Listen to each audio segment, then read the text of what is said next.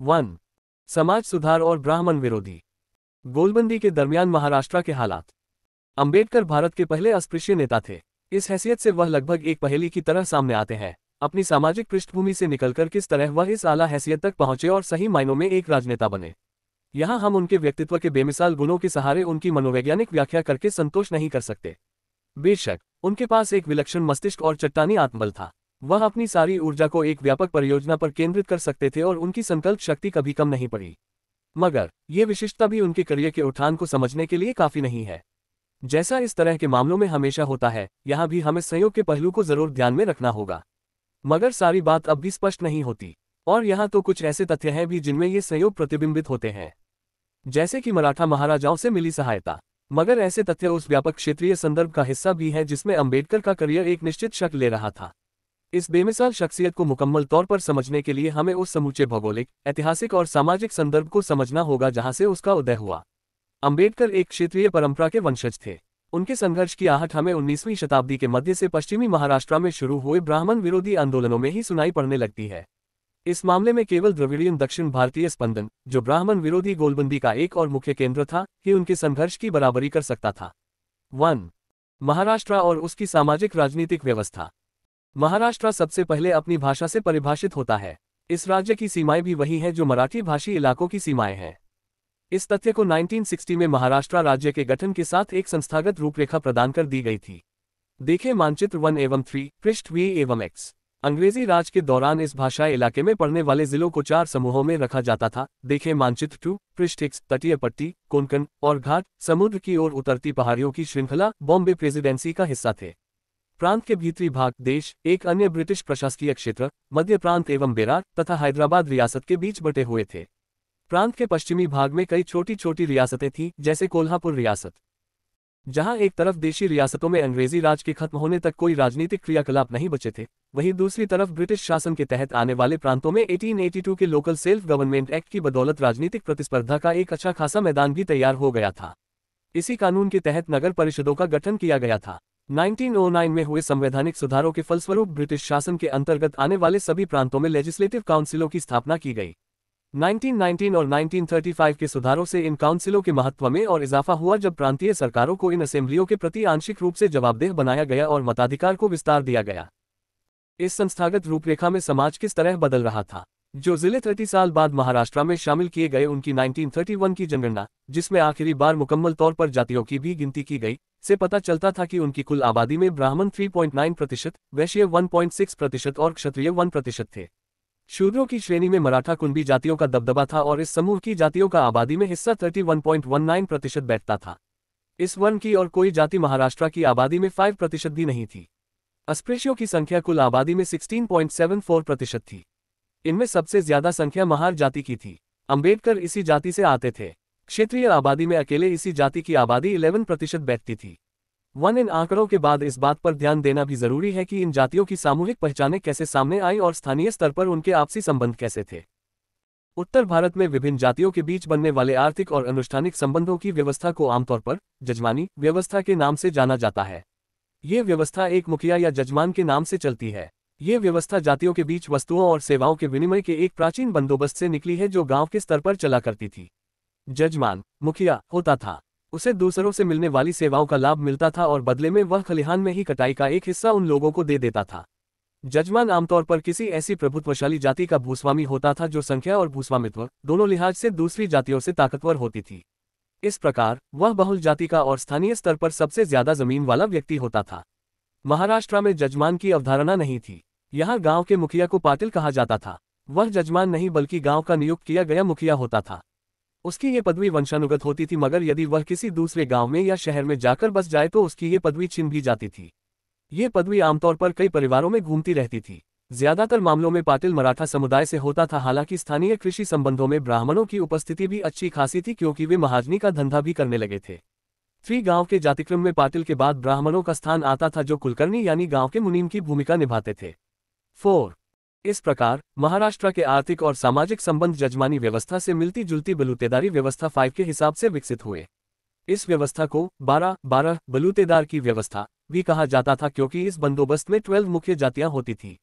6 बलूतेदार कहलाने वाली जातियां किसी जजमान को नहीं बल्कि गांव को पीढ़ी दर पीढ़ी अपनी सेवाएं देती थी। ये बलूतेदार जातियां एक जैसी सेवाएं प्रदान नहीं करती थी और लिहाजा उन सभी को एक ही पायदान पर रखकर देखना ठीक नहीं होगा। पाटिल और कुलकर्णी भी इन्हीं 12 जातियों में से थे जिनका ऊपर जिक्र किया गया है। जाहिर है कि उनके पास सबसे प्रभुत्वशाली भूमिकाएं थीं। बाकी बलूतेदारों में से ज्योतिषी ये भी ब्राह्मण होते थे, कुछ छोड़कर बाकी सारी जातियां निचली जातियां होती थीं। सोना चांदी का काम करने वाले, लोहार, सुतार, बढ़ई, कुम्हार, नहवी, नाई, पारिट, धोबी, गुराव, मंदिर के चौकीदार, जो निचली जातियों के अनुष्ठानों में पुजारी की भूमिका भी निभाते थे, मांग अस्पृश्य, रस्सियां बनाने वाले, चंबरहा अस्पृश्य, जूते बनाने वाले और महार। 7 बलूतेदारी व्यवस्था प्राकौपनिवेशिक राज्य की मूलभूत संरचना थी। ये बात इस तथ्य से जाहिर हो जाती है कि ग्रामीण स्तर पर पाटिल और कुलकर्णी की पदवियों के समकक्ष क्षेत्रीय स्तर पर भी देशमुख और देशपांडे, जिनमें देशपांडे ब्राह्मण होते थे और देशमुख मराठा या ब्राह्मणों में से हो सकते थे, की पदवियां होती थीं। समय के साथ ये प्रशासकीय बंदोबस्त पुख्ता होता गया।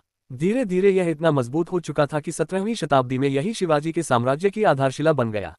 बीजापुर सल्तनत के एक मनसबदार के बेटे शिवाजी भी पाटिलों के एक मराठा वंश से ही संबंधित थे। बाद में उन्हें देशमुख की और अंततः सर्वोच्च स्तर के क्षत्रिय की मान्यता मिली, जो कुछ स्वार्थी ब्राह्मणों की मिलीभगत से हुआ जिन्होंने उनकी वंशावली को ही नए सिरे से लिख डाला था। इस राजनीतिक संरचना पर सवाल तब उठा जब शिवाजी की मौत के बाद पेशवा, जिसका मतलब होता है सरकार का मुखिया, मगर बाद में यह मराठा राज्य को चलाने वाले चित्पावन ब्राह्मण वंश का नाम बन गया, ने गद्दी पर कब्जा कर लिया। पेशवाओं के इस वर्चस्व से मराठों में भारी असंतोष पैदा हुआ। शिवाजी के वंशजों में यह असंतोष सबसे गहरा था, जो अभी भी कोल्हापुर की छोटी सी रियासत के राजा थे। इस तरह महाराष्ट्र के सामाजिक और राजनीतिक इतिहास में हमें ब्राह्मणों और गैर ब्राह्मणों, मुख्यतः मराठों के बीच तनाव की महत्वपूर्ण जड़ें दिखाई देती हैं। 19वीं शताब्दी में सामाजिक व्यवस्था पर उठे प्रश्न। महाराष्ट्र की जाति व्यवस्था कुछ हद तक 19वीं शताब्दी में ब्रिटिश उपनिवेशवाद के असर में कमजोर होने लगी थी। युद्ध में पराजय और विश्वासघात के फलस्वरूप 1818 में अंतिम पेशवा को भी गद्दी छोड़नी पड़ी।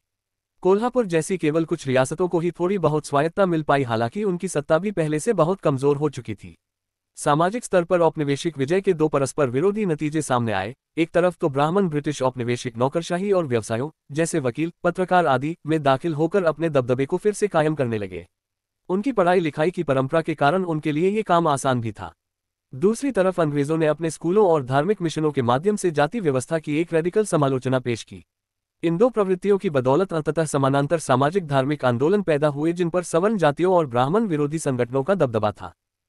पश्चिमी प्रभाव। शिक्षा दीक्षा की परंपरा से आने के कारण ब्राह्मण और कायस्थ मुंशी, जिनको ऐसी ऊंची जाति से माना जाता था जो कि किसी द्विज वर्ण से संबंधित नहीं थी और अक्सर उनको शूद्रों के समान भी माना जाता था, अंग्रेजों द्वारा देशी कर्मचारी तैयार करने के लिए शुरू की गई शिक्षा व्यवस्था में तेजी से दाखिल हुए। इस प्रसंग में अस्पृश्य कहीं दिखाई पड़ने वाले नहीं थे। अंग्रेजों द्वारा चलाए जाने वाले स्कूल यूं तो सबके लिए खुले थे, मगर अस्पृश्यों के लिए वे भी पहुंच से बाहर ही साबित हुए, क्योंकि ऊंची जातियों के विद्यार्थियों के माता पिता अस्पृश्यों के बच्चों के दाखिले का खुलकर विरोध करते थे। अस्पृश्य बच्चे अगर चाहते तो हद से हद स्कूल के बरामदे में ही बैठकर पढ़ाई कर सकते थे। 9 यद्यपि सरकार ने अस्पृश्यों के लिए आरक्षित पाठशालाएं भी खोली थी, मगर उनमें आने वाले बच्चों की संख्या बहुत कम थी। 1882 में भी बॉम्बे प्रेसिडेंसी में ऐसे कुल 16 स्कूल थे जिनमें 564 विद्यार्थी थे और मध्य प्रांत में केवल 4 ऐसे स्कूल थे जिनमें 111 विद्यार्थी आते थे। इस तरह की कोशिशों से अस्पृश्यों को बड़ी संख्या में शिक्षा के लाभ नहीं मिल सकते थे। नतीजा 1911 में भी केवल 0.5% अस्पृश्य, महारों में 1%, जो राष्ट्रीय औसत से भी ऊपर था 11, ये पढ़ना लिखना जानते थे, और यह संख्या 1921 में भी 1.5% और 1931 में 2.9% ही हो पाई थी।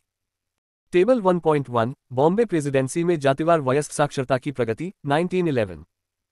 सन 1886-87 में बॉम्बे प्रेसिडेंसी की बिना कोवेनेंट वाली नौकरियों 12 के 424 कर्मचारियों में से 328 हिंदू थे।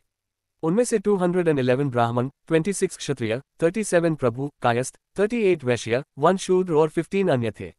13 ब्राह्मणों में चित्पावन ब्राह्मणों को सबसे तेजतर्रार माना जाता था। अपनी इसी क्षमता के दम पर वे पेशवा राजवंश के अपदस्थ कर दिए जाने के बाद आए सामाजिक पतन की तेजी से भरपाई करने में सफल हुए थे।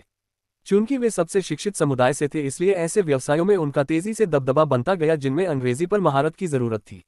1887 में बॉम्बे प्रेसिडेंसी में कुल 104 सबॉर्डिनेट जज हुआ करते थे, जिनमें से 70 ब्राह्मण थे।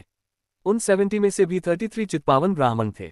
14 आधुनिक शिक्षा में पैठ बनाने और फलस्वरूप शासकीय महत्व के पदों पर अपना एकाधिकार स्थापित करने के ब्राह्मणों के कौशल व सफलता से निचली जातियों में शुरू से ही एक ईर्ष्या और असंतोष का भाव पैदा होने लगा था। इसके पीछे अंग्रेजों, खासतौर से ईसाई मिशनरियों द्वारा फैलाए गए समतामूलक विचारों का भी हाथ था।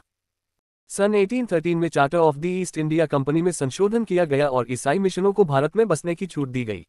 फलस्वरूप स्कॉटिश फ्री चर्च और अमेरिकन मिशन पश्चिमी भारत में अपने पैर जमाने वाले सबसे पहले ईसाई मिशन रहे। शुरुआत में स्कॉटिश मिशनरियों ने अपना ध्यान शिक्षा पर केंद्रित किया, मगर 1829 में बंबई में जॉन विल्सन के आने के बाद वे ज्यादा तेजी से धर्मांतरण में सक्रिय हो गए। ईसाई धर्म को फैलाने के लिए वे पंडितों के साथ सार्वजनिक बहस यानी शास्त्रार्थ तक आयोजित करने लगे थे। बंबई और पूना के बाद अहमदनगर तीसरा ऐसा शहर था जो 1831 में मिशनरियों की गतिविधियों का एक केंद्र बना। यहां स्थित अमेरिकन मराठी मिशन सबसे बढ़कर अस्पृश्यों, खासतौर से महारों की शिक्षा और धर्मांतरण में सक्रिय था। 15 मिशनरियों ने सभी जगह पर्चों, किताबों या प्रेस ज्ञानोदय, एक मराठी अखबार जो 1982 में इसी दृष्टि से शुरू किया गया था, के माध्यम से अपने विचारों को फैलाने के लिए मुद्रित सामग्री का खूब इस्तेमाल किया। 16 मिशनरी प्रोपेगेंडा में सबसे पहले एक एक करके हिंदू धर्म की कमजोरियां गिनाई जाती थी। नाना देवी देवताओं की उपासना के चलन को बहुईश्वरवाद के रूप में निंदनीय बताया गया, पुनर्जन्म जैसे विश्वासों को अंधविश्वास बताया गया और सबसे बढ़कर जाति व्यवस्था को मानव प्रतिष्ठा के लिए एक कलंक बताया गया। इस चौतरफा हमले के जवाब में कुछ ब्राह्मण समाज सुधारों में भी सक्रिय हुए ताकि मिशनरियों के प्रभाव और प्रोपेगेंडा का सकारात्मक उत्तर दे सकें। सामाजिक धार्मिक सुधार और उसकी सीमाएं। प्रार्थना समाज पहला सुधारवादी संगठन था। इसके संस्थापक मूर्ति पूजा के स्थान पर एक अमूर्त एकेश्वरवाद को स्थापित करना चाहते थे। उनकी इस चाह में ईसाई प्रभाव साफ दिखाई दे रहा था। M.G. रानाडे, एक चित्पावन ब्राह्मण जो 1860 के दशक के आखिर तक सबॉर्डिनेट जज बन गए थे, प्रार्थना समाज के सबसे प्रतिष्ठित सदस्यों में से थे। वह एक हिंदू प्रोटेस्टेंटवाद की शुरुआत करना चाहते थे जिसमें महाराष्ट्र की धार्मिक परंपराओं, मुख्य रूप से भक्ति परंपरा जो 17वीं शताब्दी में काफी फली फूली थी, और पश्चिमी रिफॉर्मेशन, दोनों धाराओं की उपलब्धियों का समावेश किया जा सके। जिस तरह रिफॉर्मेशन ने कैथोलिक पंथ में ईश्वर और मनुष्य के बीच पादरियों को मिली मध्यस्थता की हैसियत को खत्म किया था, उसी तरह रानाडे भी हिंदू धर्म को ब्राह्मणों से मुक्त कराना चाहते थे। उनकी नज़र में ब्राह्मण ऐसे पुरातनपंथी थे जो सामाजिक वर्चस्व की व्यवस्था को सींचना चाहते थे। वह भारत के पतन को ब्राह्मणों के विकृत प्रभावों का ही परिणाम मानते थे। बंबई स्थित एल्फिंस्टन कॉलेज में रानाडे को Adam Smith, Edmund Burke, Jeremy Bentham, James Mill, John Stuart Mill और सबसे खासतौर से हर्बर्ट स्पेंसर जैसे विचारकों को पढ़ने का मौका मिला था। स्पेंसर को रानाडे सबसे ज्यादा पसंद करते थे। खैर, रानाडे का सुधारवाद काफी सही रहा। 17 उन्होंने जाति व्यवस्था की खुलकर आलोचना तो की, मगर उन्होंने इसके नियमों का उल्लंघन भी नहीं किया। 18 वह जाति व्यवस्था में निहित सामाजिक सामंजस्य की विशेषता पर प्रश्न उठाने की कोई इच्छा नहीं रखते थे। इंग्लिश उदारवादियों की तरह व्यक्तिवाद को अपनाने की बजाय रानाडे इन सिद्धांतों को केवल राजनीतिक दायरे तक ही सीमित रखना चाहते थे। जहां तक सामाजिक व्यवस्था का प्रश्न था तो वह परंपरा के सम्मान के मामले में बर्के को ज्यादा महत्व देते थे। 19 सुधारकों में इस प्रकार के एहतियात का भाव एक स्थायी पहलू था। ये बात 1870 में स्थापित किए गए संगठन सार्वजनिक सभा में भी दिखाई पड़ती थी। रानाडे सार्वजनिक सभा के नेताओं में भी शामिल थे। अपने राजनीतिक दायरे की बदौलत सभा का जनाधार प्रार्थना समाज से कहीं ज्यादा व्यापक था। इसने संयमित मगर दृढ़ स्वर में मांग की कि भारतीयों को प्रशासकीय पदों में और ज्यादा जगह मिले। 20 बंबई में स्वामी दयानंद सरस्वती ने 1875 में आर्य समाज की स्थापना की। ये भी काफी उभयनिष्ठ किस्म की संस्था साबित हुई। दयानंद भी मूर्ति पूजा और जाति की पश्चिमी समालोचना के मुख्य तत्वों को तो स्वीकार करते थे, मगर उनका कहना था कि ये दोनों तत्व असल में मूल वैदिक मॉडल में बाद में आई विकृतियां हैं। उनका कहना था कि मूल वैदिक मॉडल में बहुईश्वरवाद और जाति दोनों नहीं थे और समाज केवल गैर सोपानिक वर्णों पर आधारित होता था। दयानंद का मानना था कि वर्ण मूल रूप से व्यक्तिगत गुणों पर आधारित होते थे, क्योंकि गुरु ही बच्चों को उनके व्यक्तिगत गुणों के आधार पर अलग अलग वर्णों में बांट देते थे। 21 लिहाजा दयानंद इस व्यवस्था का विखंडन नहीं चाहते थे। उनका मकसद इसमें बहुत सीमित सुधार लाना भर था। वह ब्राह्मणों के परजीवी चरित्र की निंदा तो करते थे और इसे हिंदुओं के पतन का कारण भी मानते थे, फिर भी वह जाति व्यवस्था से युक्त वैदिक स्वर्ण युग को ही बहाल करना चाहते थे। वह सिर्फ इतना चाहते थे कि पश्चिमी आलोचना के कारण जो जाति व्यवस्था बेतुकी दिखाई देने लगी है, उसके स्थान पर एक गुण आधारित वर्ण व्यवस्था को स्थापित कर दिया जाए। जाति व्यवस्था की नैतिक आर्थिकी पर सवाल उठाने की स्वामी दयानंद की कोई इच्छा नहीं थी। इसका एक उदाहरण यह है कि उन्होंने अपने अनुयायियों को हिदायत दी थी कि वे अपने अपने वर्ण के भीतर ही विवाह संबंध बनाएं। 19वीं शताब्दी के भारत में चले सामाजिक धार्मिक सुधार आंदोलनों में पश्चिमी प्रभाव तो बिल्कुल साफ दिखाई पड़ रहे थे, मगर वे हिंदू धर्म को बहुत सख्त आलोचना से बचाने के लिए भी बेचैन थे। उनका उद्देश्य ये ज्यादा था कि हिंदू तौर तरीकों को एक निश्चित वैधता मिले और खासतौर से जाति व्यवस्था को दुरुस्त किया जाए। ये सोच एक तरफ तो अभिजात्य वर्ग की हिंदू सोपानक्रम के शिखर पर रहने की इच्छा से प्रेरित थी 22 और दूसरी तरफ जाति के अलावा किसी और आधार पर संगठित दुनिया की कल्पना न कर पाने का भी परिणाम थी। पश्चिम के व्यक्तिवादी और समतावादी मूल्यों को निचली जातियों में ज्यादा समर्थन मिला। इन्हीं जातियों के प्रमुख लोगों ने 19वीं शताब्दी के मध्य से एक ब्राह्मण विरोधी आंदोलन की जड़ें सींचना शुरू कर दिया था।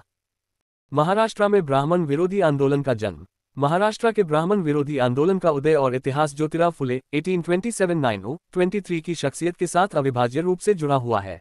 अंबेडकर, जो फुले की मृत्यु के एक वर्ष बाद पैदा हुए थे, ने अपनी एक किताब भी फुले को समर्पित की थी।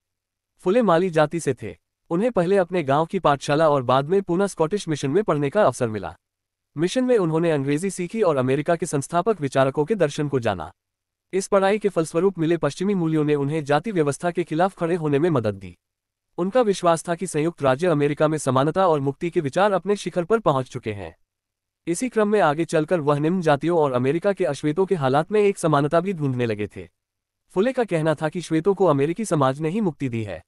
ये तुलना ही उनकी किताब स्लेवरी 1873, हिंदी में गुलामगिरी, का मुख्य तर्क है, जिसके समर्पण में उन्होंने लिखा है, नीग्रो जन की मुक्ति के लिए अप्रतिम बलिदान देने और उत्कृष्ट वनी स्वार्थ समर्पण भाव के साथ प्रयास करने वाले अमेरिका के लोगों के लिए, तथा इस उत्कट कामना के साथ कि मेरे देशवासी भी ब्राह्मणवादी दास्ता के शिकंजे से अपने शूद्र भाइयों को मुक्त कराने के लिए इस भव्य उदाहरण का अनुसरण करेंगे।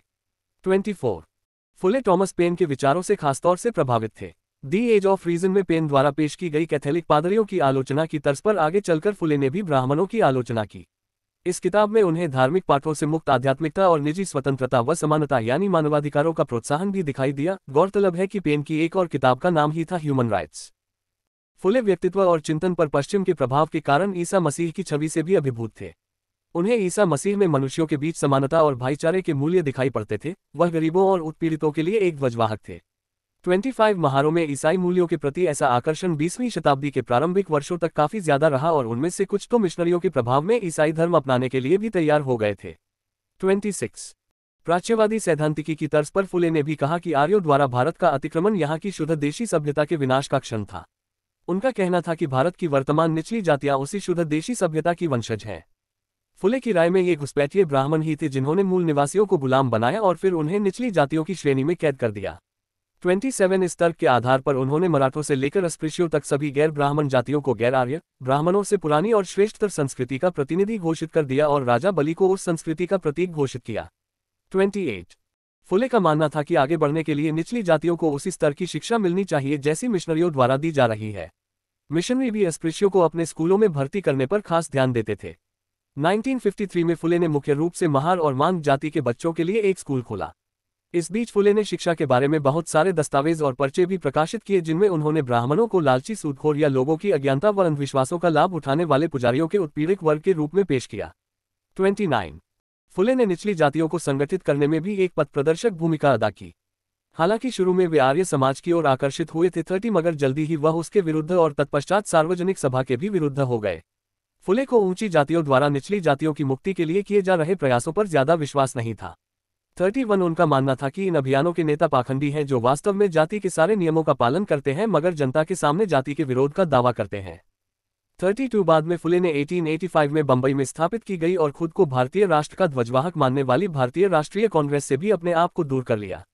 उनका मानना था कि कांग्रेस असल में ब्राह्मणों का एक दबाव समूह है और फलस्वरूप ये सत्ता के लालचियों का गुट भर है। 33 इसकी बजाय उन्होंने शासन में ब्राह्मणों के प्रभाव पर अंकुश लगाने के लिए औपनिवेशिक शासन से गुहार लगाई। 34 कांग्रेस के संस्थापक जिस तरह के राष्ट्रवाद की कल्पना कर रहे थे उसका भारतीय समाज के आंतरिक विभाजनों को देखते हुए फुले के लिए कोई खास मतलब नहीं था। जब तक सारे लोग जैसे शूद्र, अतिशूद्र, अस्पृश्य, भील, आदिवासी और मछुआरे वगैरह सच्चे अर्थों में शिक्षित नहीं होते, स्वतंत्र रूप से सोचने में सक्षम नहीं होते और समान रूप से एकबद्ध तथा भावनात्मक रूप से एकीकृत नहीं होते तब तक राष्ट्र जैसी कोई चीज नहीं हो सकती।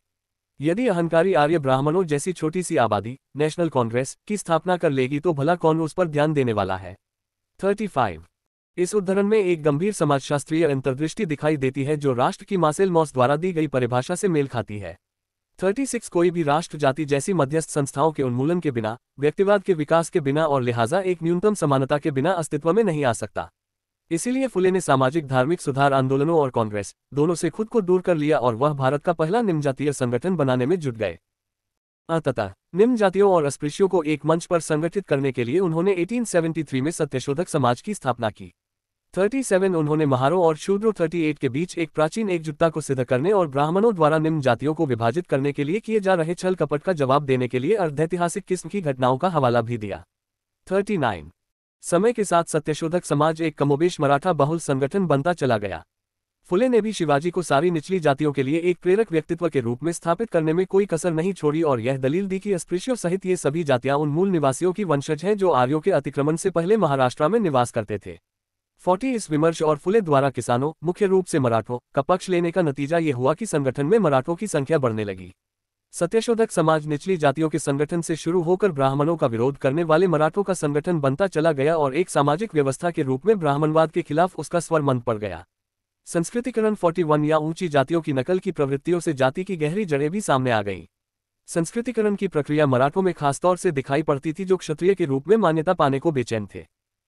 30 के दशक तक सत्यशोधक समाज ने मुख्य रूप से ब्राह्मणों के प्रभुत्व वाली कांग्रेस से एक फासला बनाए रखा, मगर 1930 के दशक में सत्यशोधक समाज ने अपने हितों की रक्षा के लिए कांग्रेस में ही विलय का फैसला लिया।